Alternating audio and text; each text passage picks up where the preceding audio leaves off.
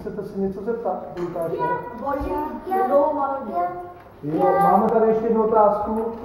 Jednou si s tím kolenem, jako dalo by se říct, byl nemocný a co vlastně ti vůbec bylo? Se ptají kluci. No tak jasně to moje zranění bylo takový nespecifikovatelný, protože osobování nevědělo, co mi vlastně je a měl jsem nějakou problém spíš s metabolismem a s tím tělem. Nebylo to tak úplně schované, že bych se zranil, ale měl jsem problémy, když jsem byl ve fyzické zátěži, tak prostě na tělo nezvládl regenerovat, takže jsem musel mít pauzu a musel jsem zase to svoje tělo nahodit.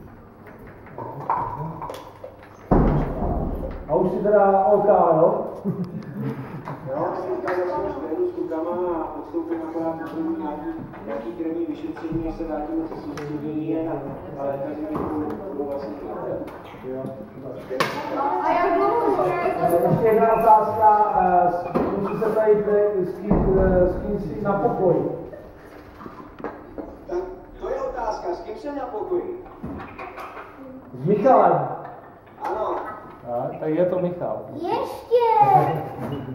Já jsem to ještě někdo tam